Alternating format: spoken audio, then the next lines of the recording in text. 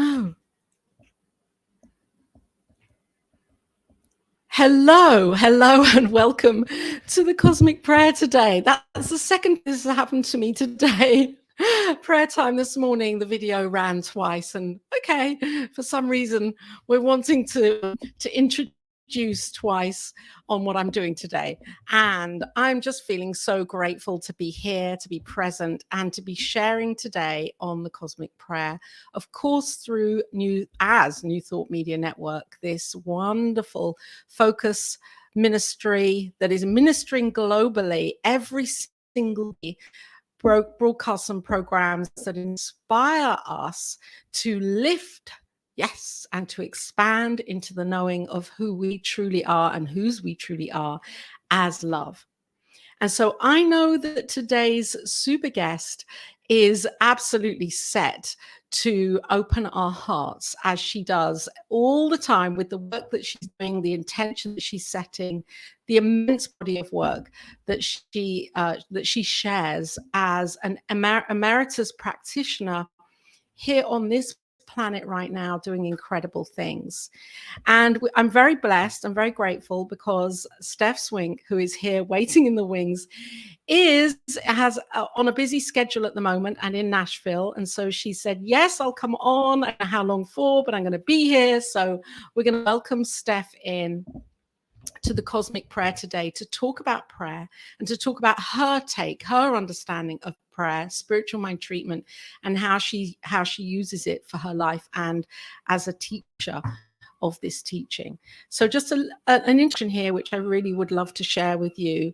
Stef became a licensed spiritual practitioner in 1999, and during her years of practitioner training, she worked for Hay, the best-selling author who brought her spiritual work to the world through You Can Heal Your Life. And Stef was her personal assistant, working from Louise's home office. Wow. And Louise became her mentor and guide. And during her time working with Louise, she became her ghostwriter. So Stef became Louise's ghostwriter, responding to thousands of Louise letters. Oh my word, this is amazing. And now Stef, of course, writes regularly in her regular column, in the Guide to Spiritual Living, the Science of Mind magazine. So I'm feeling very excited and very grateful, and also just bubbling away with enthusiasm here as I'm bringing Stef into the Cosmic Prayer. Welcome. Good morning. Thank you Good morning. So much for being Thank here you. Today. You are so welcome. Thank you for inviting me.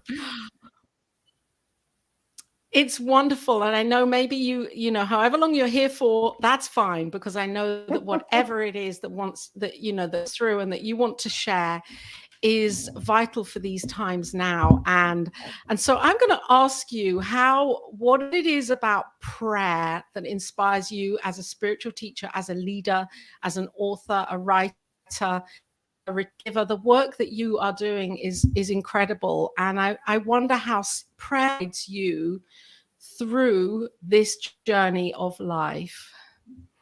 Oh, it's a great question.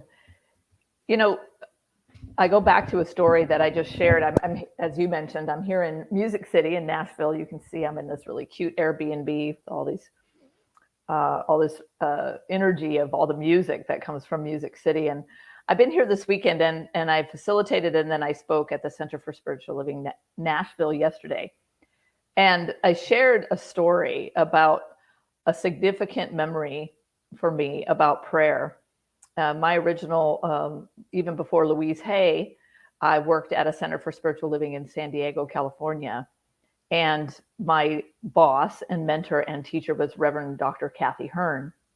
Many of you know her. She was the spiritual leader for our movement for many years.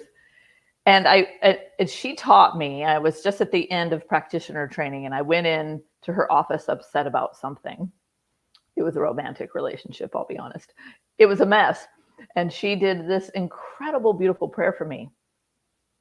And it moved me to tears. And when I turned around to leave, I said, if only I believed it. If only I believed that. And this has been the cornerstone of my work as an active practitioner and mentor all these years. She said, it's not actually a requirement that I believed it or agreed with her, but because of the oneness in consciousness, the oneness in mind, that her words and thoughts in her prayer of truth for and about me had more power than my doubt. And so I lean into that often. And when I walked out the door, she said, Stef, feel free to borrow my mind. And I love that, because in essence, when we pray for others, that's what we're doing. We're asking them to know the truth for us, where we may not be able to know it for ourselves in that moment. And so prayer is just, it's a way to connect. Yes. And I love the name of your show, The Cosmic Prayer, because it's cosmic and it's happening right here personally in each one of us. It's amazing.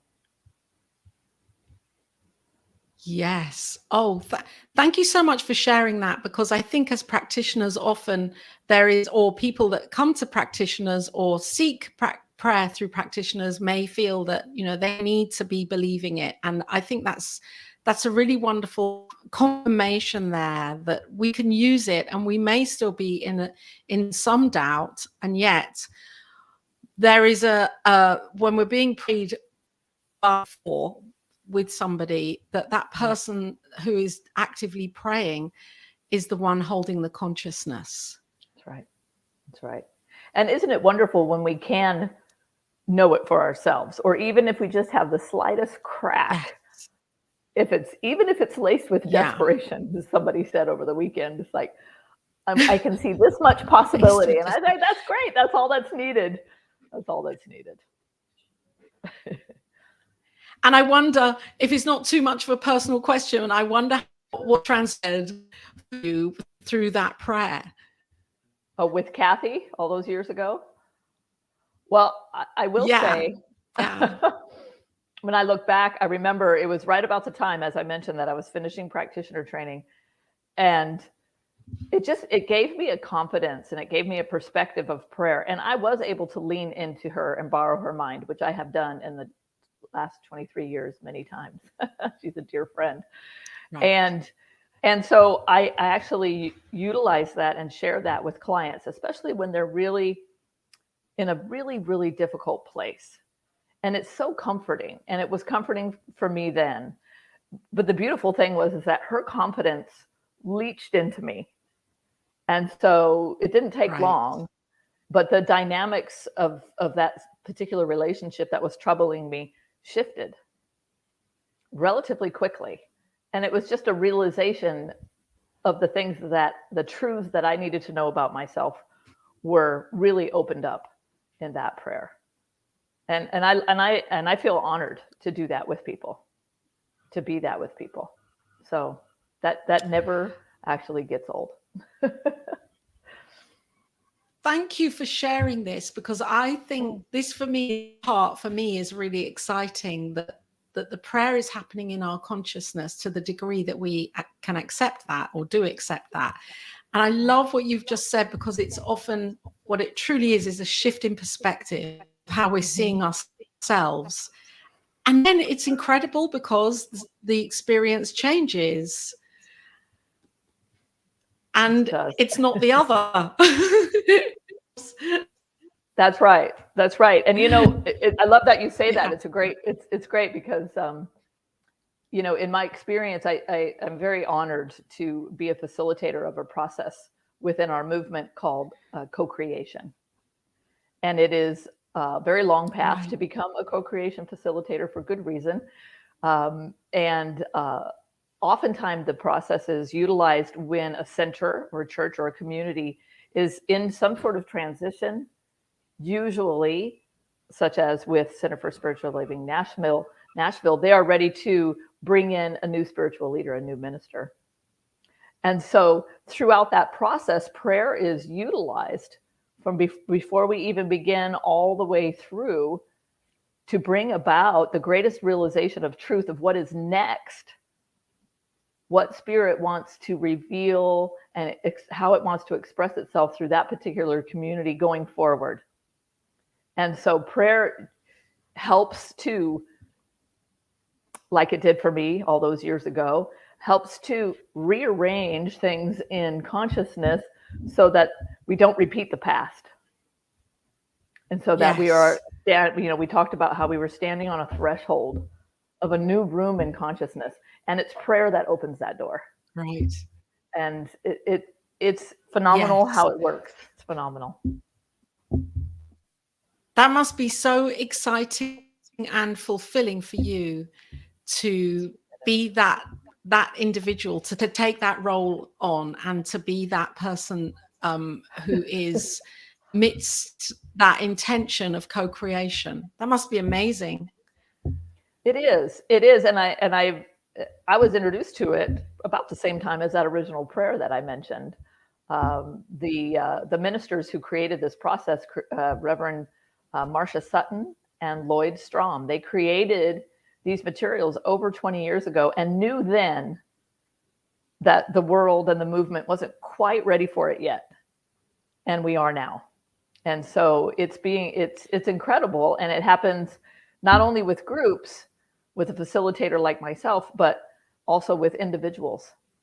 And what comes out of that process is something called a sacred covenant, which is a holy agreement. Right.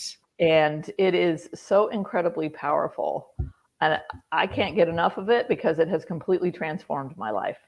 And so that's why I do this work. And it is very, very fulfilling. Beautiful.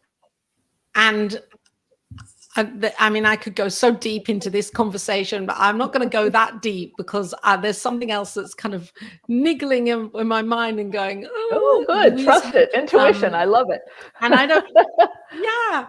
And I really, I'm honoring Louise Hay, and also honoring that this is your time being here. So this is not a show about Louise Hay. So really, I'd really love to know from your perspective how your prayer life changed, if it did at all, by working alongside Louise and having her as your mentor and oh my goodness, the person that you were involved with. How did it shift for you? Well, I will say that when I went to work for Louise Hay in her home, I was not yet a practitioner. I hadn't even, well, I was in the midst of taking some of the preliminary classes. I didn't know that was something that I would do.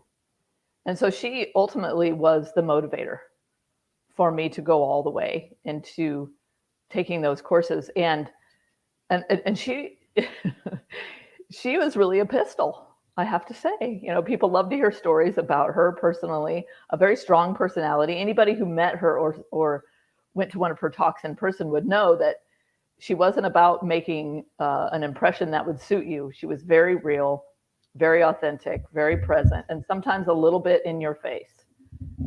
And that had a lot of power. And so working in her home office, I remember many times she would just spin her office chair around and say something to me that would just completely transform an experience that I was going through. And then that started on day one. And I think this was a very significant one. I didn't know I would talk about this, but the day before, I hope I didn't talk about this in our last show, but if I did, here we go. but the day before, I literally went to work for her, and I hadn't met her yet. I was interviewed by somebody else. One of my very best friends in the world passed away suddenly.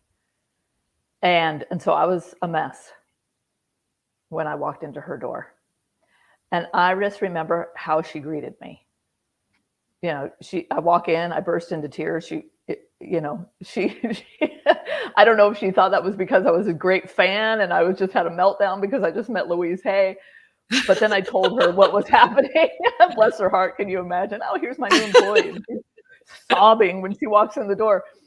But what she did is I told her what was happening, and she put me in the chair, and she swung her chair around and put her arms on the back of the chair and looked right at me. And she said, "Tell me about your friend." And I mean, it chokes me up to this day because her ability to be so present for me in that poignant moment of grief, that was a huge opening, not only of the power of love, but she took my hands and she prayed with me.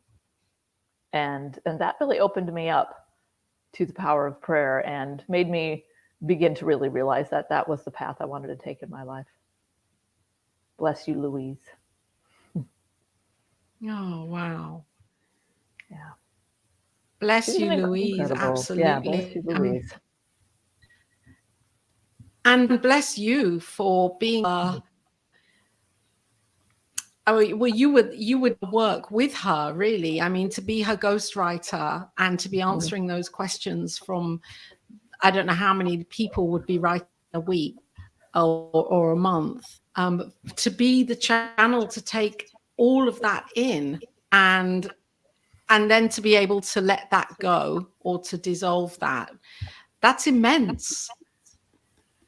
Yeah, it was. And you know, this kind of dates, this tells you how long ago it was that I was there in her office, because it was just at the beginning of really all of us beginning to use email. And so at the very beginning of my working for her, all those letters came in through the mail. They were snail mail.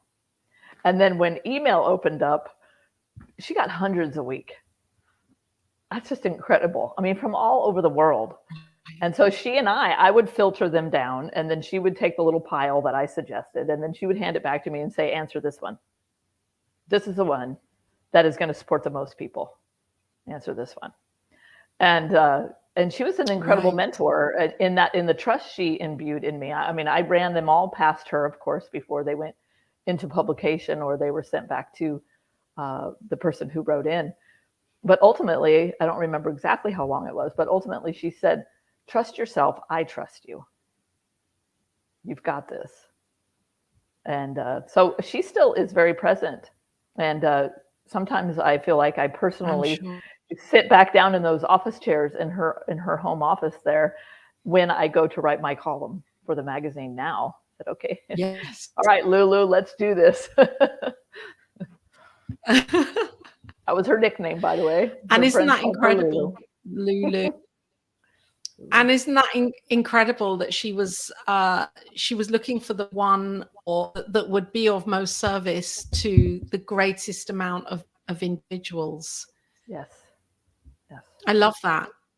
Yeah. Yeah. She knew that. And so you then continued. She was intuitive.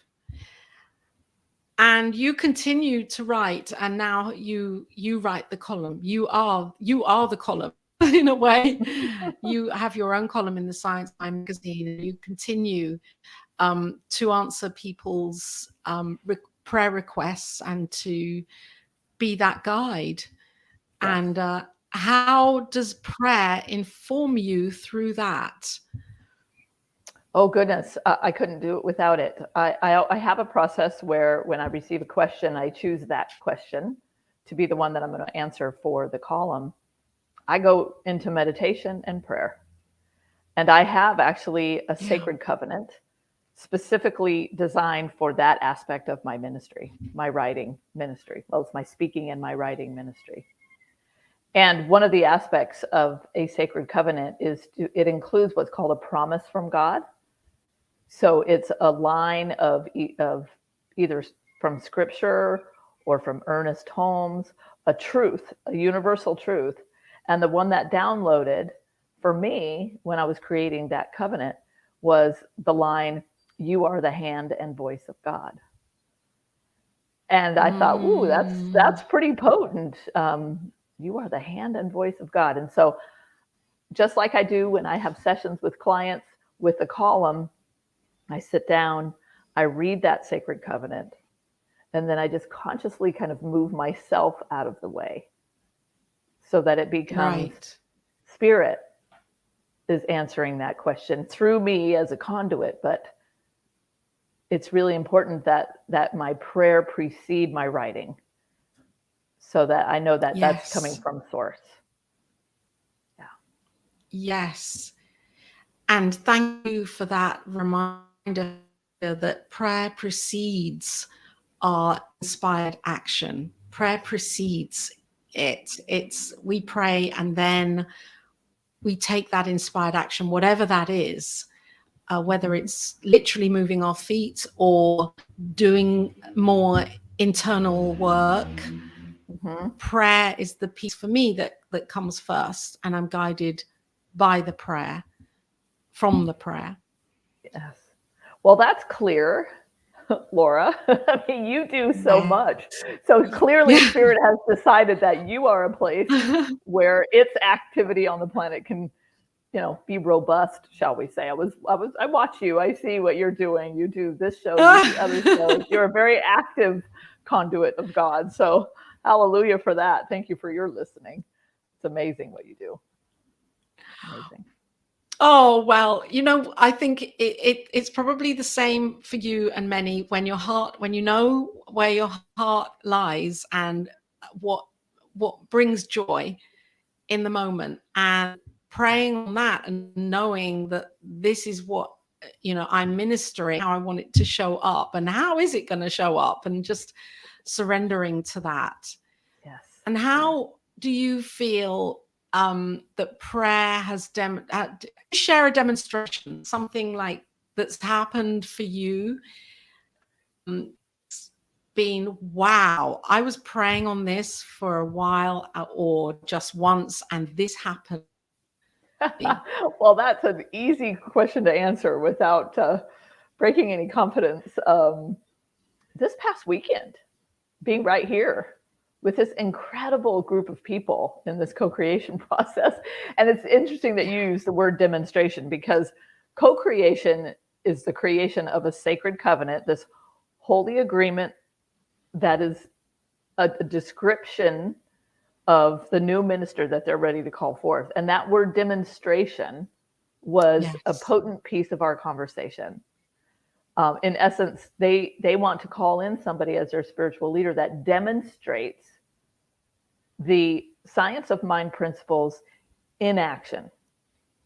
And I remember when that particular piece of our exploration was up, and the ripple through the room of agreement about that word demonstration. And so that was a demonstration in itself, because each individual in the group, it's always 12 or less. There has to be clarity and consensus, so agreement, and then they commit to it. And so that I'm excited because I can already sense their new minister. Like, I could feel that whoever that person is moving about the planet right now, wherever they are, they felt something over the weekend. Mm-hmm. And so this is just an example of that attractive power of prayer, especially in the two or more. I mean, not that Spirit or God responds to two more than one, but where there's agreement, there's an amplification of the attractive energy. And so, I'm answering your question with excitement about the demonstration I know that is coming for this community and for the minister who's going to be blessed to be with them. Really incredible. Yes. And if there's anyone that's listening right now that's feeling the call for that, then there's a minister. Please contact Stef. I'm going to put your Music details. City. Yeah, So might be calling.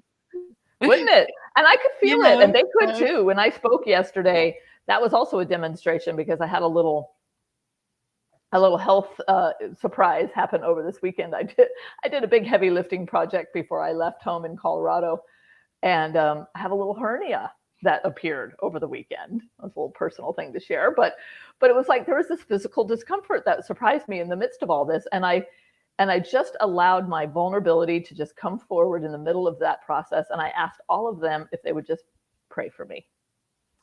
And it's incredible. Right. The pain backed off. The worry about it backed off. I was able to move through that whole experience and then speak, be their guest speaker yesterday, and the tangible energy of love in the room. Holy moly. And so this is just the power of prayer. I mean, we can talk about it. We can try to describe it. We can talk about how we experience it. And yet I love the name of your show, because truly it is cosmic. It is even beyond our ability to fully comprehend. So I just am in awe. Love this life. Yes. Yeah. Oh, I see thank you brought so up much something for being there. here and for sharing. Oh, you're Stef. so welcome. Yes, I have your website. Just guide us to your website website, if I can add it to the, because I know you, and maybe you can speak on this and this covenant process and the co-creative process that you teach. I don't know if this is what you bring into your retreats, but it sounds like very much so. Very much so. Would. Thank you. Yeah. And you know, it's funny, yeah. I'm smiling because here is Stef's. Yes, we, my dear friend and partner in ministry, Sherry Davis, and I facilitate this incredible week-long retreat, a 5-day retreat in Oregon. And I thought about this morning. I went, you know, we just recently updated and changed the dates, and I have not changed them on the website yet. So forgive me for that. But it's fine. It's completely fine. I mean, whoever's supposed to be there is going to be there, and they're going to find out about it right through here. It's going to be in the spring of 2023. And yes, to answer your question, I mean, that picture always just melts my heart. It's at a beautiful location in the rainforest in Oregon. Isn't that beautiful? So we do take people, individuals, through the process of creating their own personal sacred covenant in this week. And so it will be happening in the spring and April of 2023. It's a small group. It's one of my absolute favorite things to do. So thank you for sharing that, allowing me to share that. I love that retreat. It is potent. Oh, that's amazing. And of course, you are also a mentor and life coach, and you see people individually to guide them through this maybe, and for spiritual mind treatment, because you're a practitioner emeritus. Yes. And how does that feel, demonstrating yourself and others? Yes. It's been 23 years. Thank you. And thank you for being here. Yeah. Oh, it's incredible. It's incredible.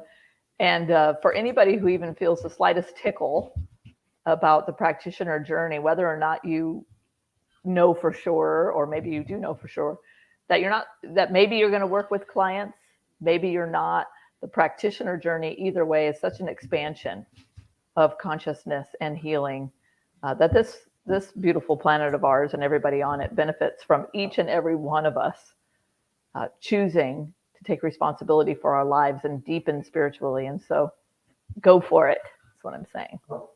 Go for it. Practitionerhood is incredible. Absolutely. And we're all practitioners.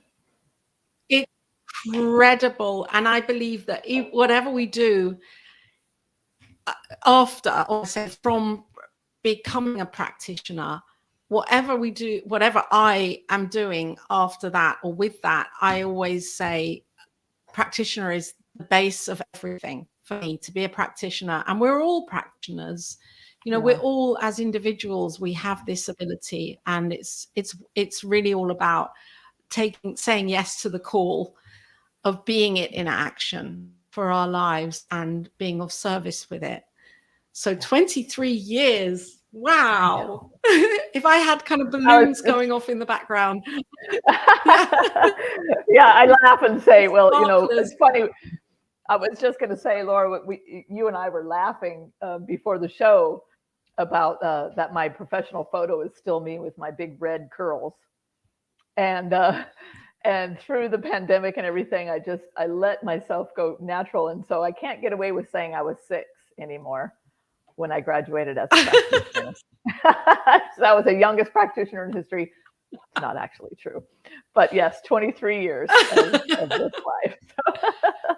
life. Beautiful. So, and I love your hair. I love your hair. Great. Yeah. Natural is good. It working for me. So yeah. It's so much easier. Indeed.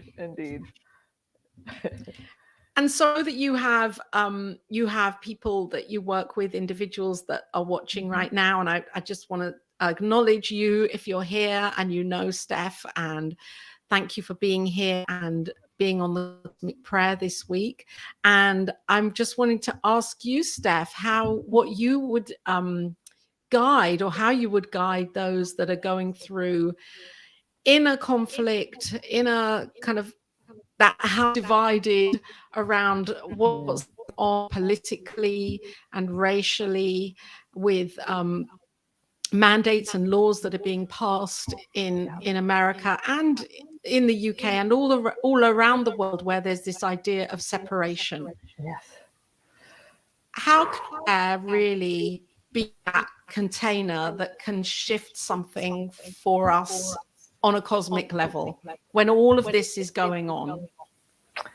Well, that's an excellent question, and I will start out by saying that I'm sure that I don't have the ultimate answer, but I do have some ideas, and one of those, I am, as you mentioned, I do work with individuals, and I am a mentor.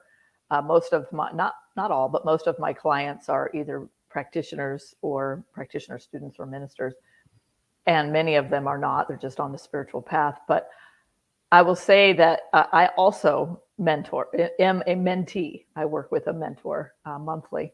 So I hand this one to my mentor, Catherine, because she reminds me that the birth of new layers and new realms of consciousness is like any other birth.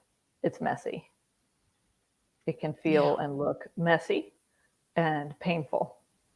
And so, and often there is what looks like in form a breakdown that precedes a breakthrough. And so you touched on an error belief that is very clearly outpicturing in form in our world, and that is a belief in separation. And separation from each other, from source, from God. And what the one thing, I was just having this conversation with my mother this morning, it really feels like as long as we are more committed to our perspective being right, then healing is pushed back. Healing, as Dr. Ernest Holmes said, is nothing more than the revelation of truth. And I'm talking about universal truth. We talk about oneness. It can be an overused word, oneness, unity. And yet, every time we take, and this might rub some of you the wrong way, and I hope you'll forgive me if it does, but maybe it'll give you a perspective. I hope it does. But when we take a stand, and I'm not saying that one way is the right way, wrong way, but as long as we are more committed to that my way is right and you are wrong, that keeps the divisive energies at play, and they're unfolding. It's clear we have our strong feelings, but I wonder if we took one step back and looked a little closer at what we deeply value. Why are we so fired up? What do we value? Freedom? Do we value, personal power? Do we value safety? What is the deeper value? Right? Go ahead. What were you saying? Self-expression. Self-expression. Yeah. And if we can do that, if we choose to do that, oftentimes if we step a layer or two back in what's really firing for us, what's really important to us, we'll come back to some principle upon which we can stand, like unity or oneness or love. And from there, we will be guided in a way that will heal the divide. So that's my prayer. Thank you. And I'm really pleased that you're this, because in spiritual mind treatment, we go back to principle. And when I go back to principle, I know that I'm working from that foundational place, first cause, which actually principle isn't even first cause.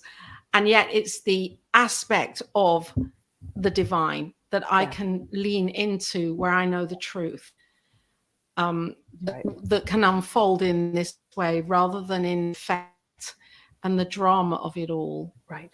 Right. And isn't it kind so of much for being here. I just wanted to say, isn't it kind of,